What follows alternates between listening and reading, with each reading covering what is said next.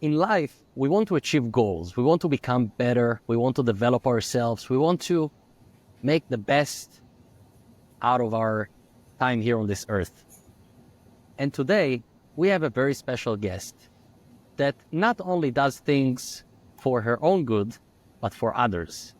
And she's going to share a little bit more about her story and how she made such an amazing organization that helps so many people.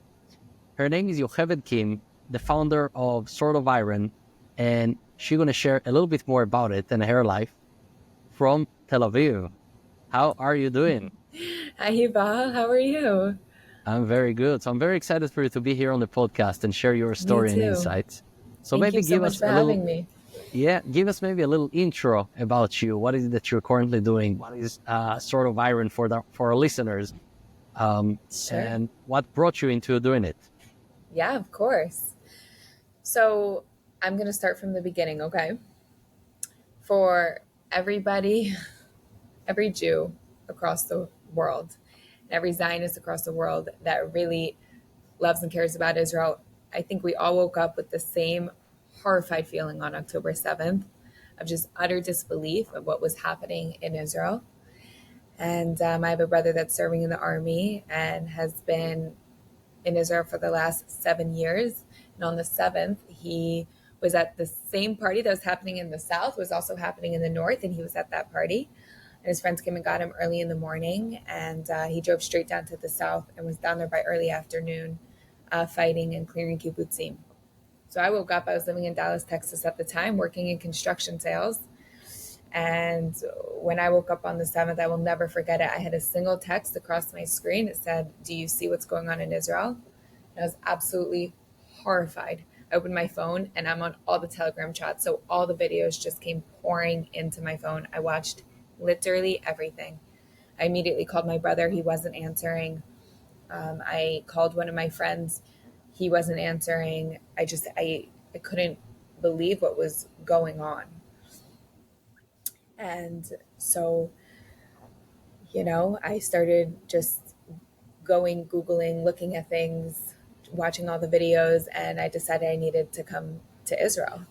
Once I figured out really what was happening, I was like, how can I be here when everybody that I love is over there? I have friends, I have family, like, how could I not be there with them? And for a country that I love so dearly. So I decided I was going to come to Israel. And 3 days after the war started, I booked my flight. And a week and a half after, I flew out with over 23 duffel bags full of supplies. Within that time period, in between me leaving for Israel, I raised about $17,000 on social media in 5 days. We just kept posting, guys, these are the supplies that we're going to be bringing. This is what's needed. This is what's happening. And once I got a hold of my brother, he told me what he was missing also. So it really became very, very personal. And we did everything that we could to bring as many supplies as possible at the beginning of the war, when soldiers really just needed the basics. And I landed in Israel October 20th. I was only supposed to be there for 2 weeks. And then 3 days before my return flight, I called my job and I quit. I just couldn't imagine getting on the flight and coming home. I don't know if anybody listening has ever experienced such a gut feeling where you can't necessarily put logic behind it, but you just know it's something that you have to do. That's the only way I could explain the feeling that I had during that time. So I stayed and I was kind of figuring out, like, what am I going to do? Where am I going to go? And I realized that there was this huge gap between people wanting to help and support Israel and the opportunities that needed the help. Like, there was such a need for civilian support, and there was no real way to figure out what to do, where to go, and how to go about it, especially for people that were abroad. In Israel, you could go to your local shul and they were doing stuff. You could go to Dizengoff Square and they were raising supplies. Like, you could go with Leket and you could go to a farm. But if you weren't in Israel and you didn't speak Hebrew, it was very challenging to figure out what to do. So I decided I was going to open up a Facebook group, and So it started. You weren't like famous or anything on social no, media. no, It no, just no. an I was initiate you working. had. Yeah, I was working in construction sales. I never imagined that we were going to grow into what we've grown into. I mean, now we are a community of over 40,000 people on Facebook. We've brought thousands and thousands of people to come volunteer. We're growing into a large nonprofit, and it's growing very, very quickly. And we're finding a need that we didn't necessarily realize was there before the war started, but we're seeing is Wow. very much there now. But it's not something. It just started because I did something. I just acted, Yeah, and wow. it So, just continued to grow. it's a good reminder for our listeners also to just act, to take action. I like to dive here in the podcast. I always like to dive into the philosophy of the people that I interview. What's their internal world? How do they see the world? So if I would tell you, maybe did you have any fears, hesitations before doing it? Because it's moving to a new country. Even before moving, it's starting something that is very big. So how did you have any fears, hesitations before going into that? I think there's Or always you fear just there. went? Well, I think that, change is scary in general. Change is just a scary thing. It's hard to deal with sometimes, but I am a big believer, and sometimes it works out for the best and sometimes it doesn't. I'm a big believer in acting. Like, I really don't like to sit and plan so much. I really like to just take action. And I think that eliminates a lot of the fear behind it, because you don't have time to sit there and think about it and play out different scenarios. You make decisions as they come, and you just do something. You just take steps forward. And I think that's just in general. I think in general, that's just a really good philosophy for life, especially for entrepreneurs. I think it's very easy to get stuck in the planning phase and the strategy phase and the what's this and what's that and what's the best decision to make. Hindsight's 2020. Okay, I upped and left my entire life without thinking twice, unintentionally. There were probably things I could have done differently, but I just acted in the moment and knew I needed to do this. And it was the best decision I've ever made in my entire life. I can't imagine now not making that decision and not being where I am. And in general, even with my organization, as it continues to grow and we continue to evolve, sitting and thinking and planning, it can keep you stagnant, and it can make choices seem very daunting and scary, when in reality, you just need to do it and then see the results and then make a choice from those results that you get and just continue to move through life like that. Many people sometimes feel that they're stuck, they're worried, they can't do something. I heard a quote one time that the one who says he can and the one who says he can't, they're both usually right. And so is there anything that helped you, that maybe guides you in your life, that helps you shift that I can't to I can? Yeah, I think that's an internal Could be struggle that something that someone told you. I think that's something that we all struggle with. I don't think that you can speak to the most successful entrepreneurs, and I'm sure they'll tell you that self-doubt is a very real thing. I mean, when you're trying something new and you're navigating new waters, you're going to, and you don't have experience, you don't have something to prove to yourself that you actually know what you're doing. That's what experience is, right? Experience is proving to yourself that you actually know what to do because you've done it before and you've succeeded. And so I don't think that anyone can escape that feeling, but it's how do you deal with it once you start that once you start that conversation in your head. How do you approach it? And when you take a step back and you look at the meaning of life and you start to explore, okay, why am I here? What's my purpose in this world? What am I contributing to this world? And you start to find something that is bigger than yourself.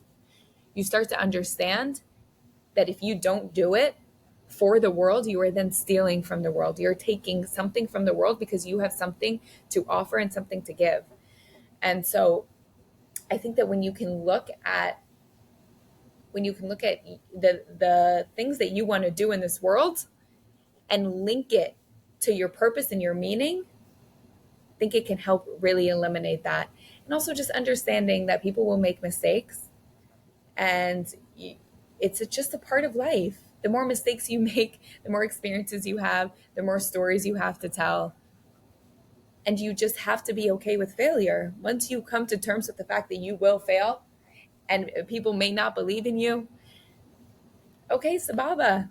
Like, some people won't believe in you, some people will. You're going to fail, you're going to succeed. That's how life works. It's very interesting perspective, because looking at a bigger mission, a purpose, it's something that sometimes we forget to think about. We just start to get used to the everyday life, and we just live it day by day. And sometimes we forget to think, what's the reason of the things I'm doing? Why am I doing the things I'm doing? Do I Yeah. like it? Do I enjoy it? Do I develop? Do I grow? Yeah. And start to pay attention to the skills. What are the skills that we got here? And why someone can sing very nice, and when someone can dance, and why someone can sell very good? Why are those skills are necessary, and how you can apply them in life?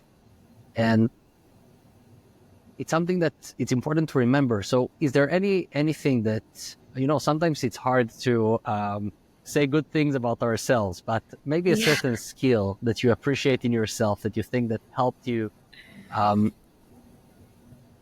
creating the organization and making such a big steps in your life? Yeah. It's so funny because I was actually having a conversation with my friend the other day, and I said, I'm very good at telling myself what I don't do well, and I struggle at telling myself what I do well. And if I step back and I hear the outside world, people are very proud of the accomplishments that I've achieved and that our community has achieved and that we've, done together. But personally, I always see the things that I could be doing more of. You always know the ways that you could be doing more, the things that you're not giving your all to. So I try to take a step back every day and practice gratitude, and just think about the things that I accomplish and that I do well. And I think something that I'm very good at, that I truly enjoy, is spending time with people, getting to know people, making people feel very comfortable, and heard and listened to. That's something I really strive to make people feel.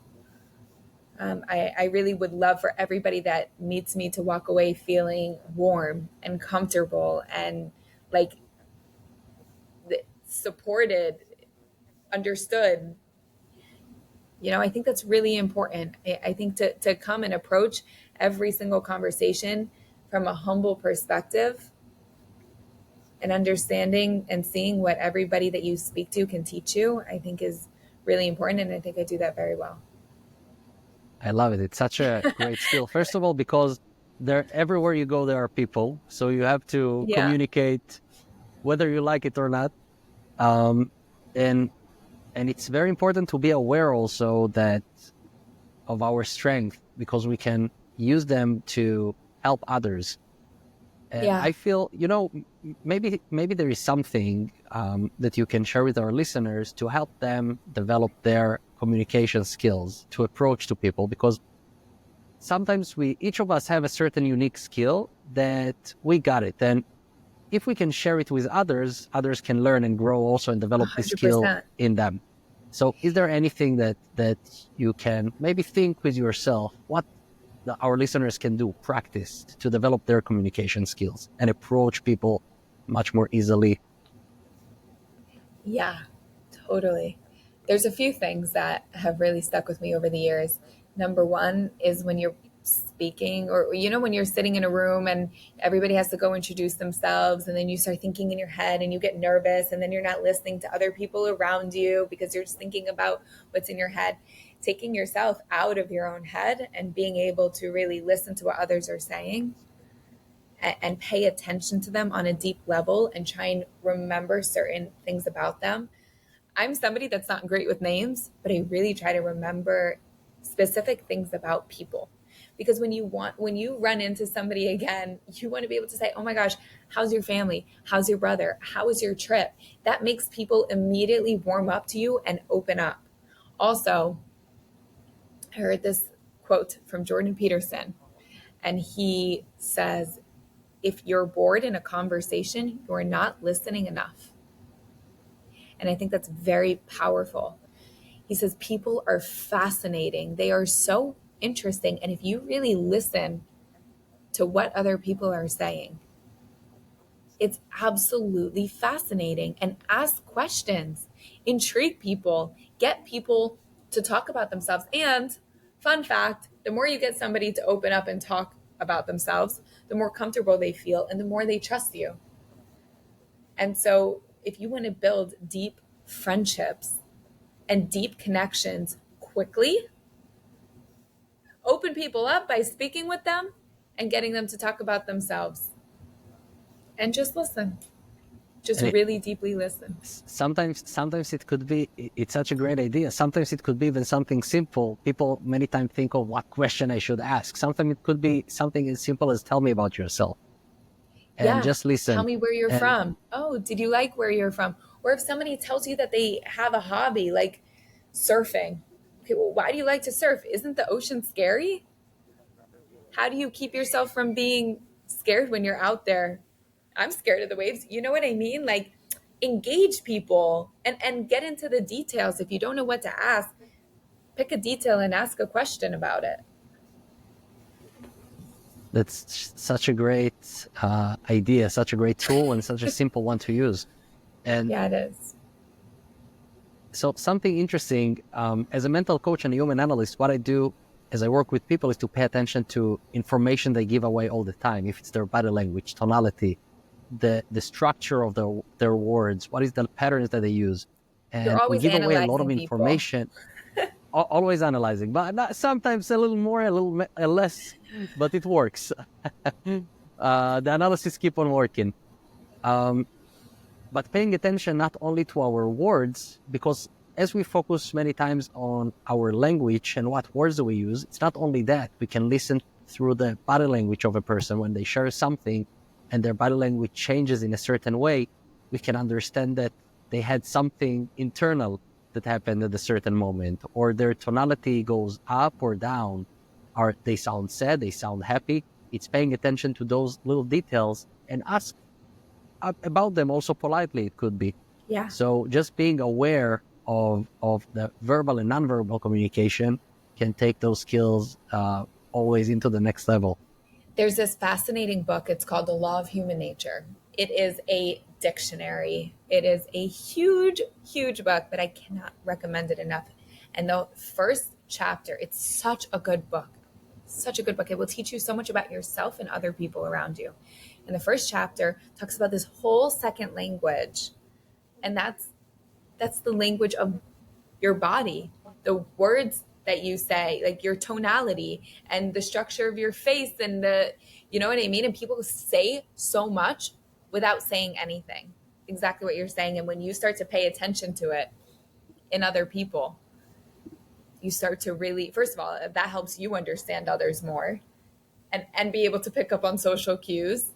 And it's also just so interesting. And then you make it like a little game. Like, can I catch somebody's facial expressions when they're saying something? Can you guess what they're saying? Super interesting. Love it. What's the name of the book? It's called The Law So of for Human Nature The Law of Human Nature. So for by our Robert listeners Greene. too. So here you got even a book recommendation from Yocheved. It's the best. It's taking me like 3 months to read it, but it's so good. So I want to summarize our episode, maybe with maybe a quote that inspires you, or maybe something that someone told you. It could be, a famous quote or something that just a person told you that inspires you to become a better version of yourself. Something that you can share with us. Life is too short to not chase every single dream and passion that you have. So get out there, chase your dreams, chase your passions, and live life to the fullest. Don't waste time. Understand how precious your time is. I think that Love is it. How many like my times life in life? philosophy. Wow. Live life to the fullest. Sometimes we forget that we're here for a short amount of time compared to the time that the world here exists. And we definitely have to use it. We have our, as you spoke about, purpose, and we came here for a reason. It's just like that. How the Lubavitcher Rebbe said, the moment you were born is the moment that that God decided that the world cannot exist without you. So remember that we have a mission, a purpose, something bigger to do, and our skills are part of it, and our abilities that we got are all part of it. That Yeah. needs to be expressed out to the world. I love it. 100%. And I think it's so easy, especially with all the technology today and the apps. I think it's very easy to get wrapped up in wasting precious time. But this is a tip that I will give that is a game changer. I make a list of everything that I could think of doing besides scrolling on my phone when I'm bored. So that when I catch myself scrolling on my phone and I don't know what to do with myself, I go to this list and it says work out, read a book, clean my room, go for a walk, call a friend, journal. Like there is so learn a language, learn an instrument, do a hobby, paint, draw. There's so much stuff to do and to create in this world. Make a list of things, of like a board, when I'm bored list, so that you don't have to even think about it. Just like you mindlessly scroll, you can just mindlessly do another task that is fulfilling and purposeful and brings you like down to earth a little and is not just scrolling on your phone. Love it. It's also exciting to know you can learn new stuff, develop. What more can I learn? Yeah. How more can I develop? Yeah. Talk about build Always your self exciting. confidence. I love it. Yeah. Teach yourself. I started learning handstands and headstands. And when I first started, I couldn't even kick up. Really? Yeah. And then over time, I started being able to actually hold myself up. And that confidence of being able to hold a headstand or a handstand when I couldn't even kick up a couple months ago just showed me that with time, effort, and consistency, you can do anything. Love it. All right, Yocheved, I want to thank you for being with us, sharing your insights, and such an inspiring story. So keep up with the amazing work that you do Thank you and keep so on much. inspiring so many people with your work. Whether you're aware of it or not, you're inspiring so many people in Thank your you so path. So I much. want to thank you very much. And how people can find you and Sword of Iron. Sword of Iron Israel Volunteer Opportunities on Facebook and Sword of Iron Israel Volunteer on Instagram. All right, perfect. Amazing. How people can find you. Me, Yocheved.Kim on Instagram. So follow me. But if you're on Sword of Iron, you'll see me. So stay connected and reach out if you guys have any questions. Thank you for joining.